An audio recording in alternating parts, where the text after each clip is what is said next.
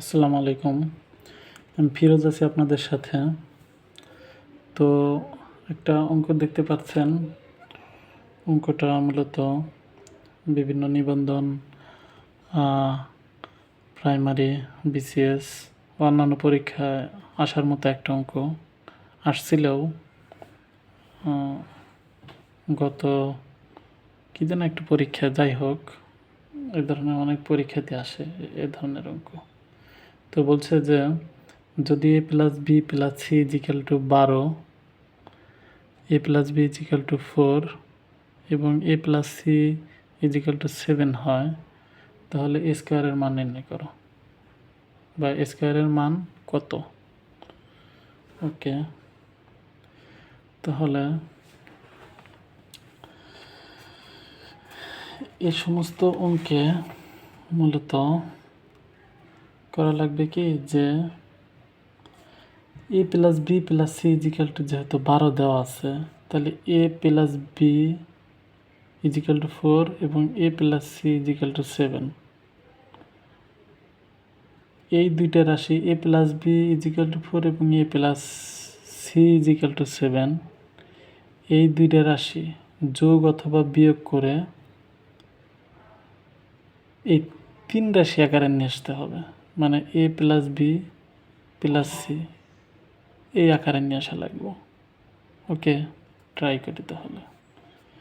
সমাধান কি,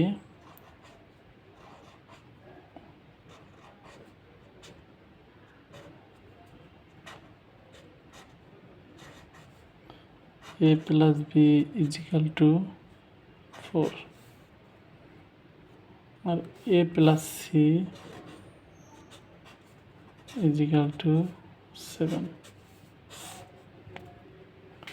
এই যে একটা রাশি, এই রাশিটা যদি আমি এখন যদি চিহ্ন পরিবর্তন করে যদি আমি বিয়োগ করতে যাই, তাহলে কি হবে নি, যখন চিহ্ন পরিবর্তন করবো, বিয়োগ করতে তো চিহ্ন পরিবর্তন করা লাগে। যদি চিহ্ন পরিবর্তন করি তাহলে কি হবে নি, এর জায়গায় হবে নি মাইনাস, এই প্লাসের জায়গায় হচ্ছে মাইনাস, এটার জায়গায় মাইনাস, প্রত্যেকটি জায়গায় মাইনাস হবে। তো মাইনাস হলে কী হয়, যে এটা এ আর এ কাটা লাগবো, তারপরে কি B plus C, B minus C equal to কত, -3 লেখা লাগবো। তো এই তিন রাশি আকারে তো আসলো না।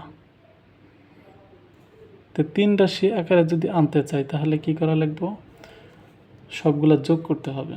যোগ যদি করতে যাই তাহলে কি, এখানে হচ্ছে দুইটা এ, তাহলে 2a plus B plus C, B plus C equal to কত, 11। এখন তিনটা রাশির জায়গায় আইছে। তারপর যদি A plus B plus C equal to 12 দেওয়া আছে, তাহলে A plus B plus C equal to হচ্ছে 12।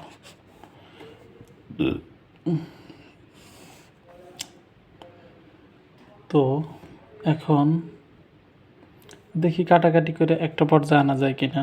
আর যদি যোগ করি তাহলে তো আরও বড় হয়ে যায়। কী করে, এই দুইটা রাশি যদি যোগ করি তাহলে কত, 3a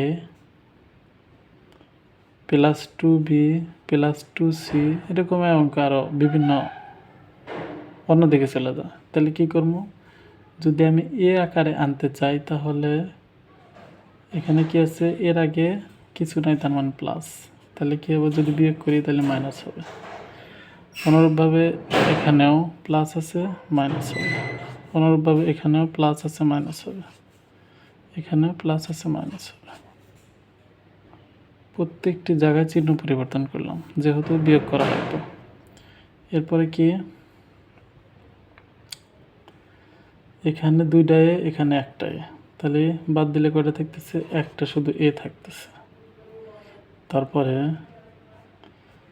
এখানে মাইনাস বি আর এখানে কি প্লাস বি কাটা, এখানে মাইনাস সি এখানে প্লাস সি কাটা। তারপরে এখানে বাদ দিলে কত থাকে, -1 থাকে। ওকে, তার মানে আমরা এর মান পাইলাম। মান চাইছে কিসের? স্কোয়ারের মান। স্কোয়ারের মান কত?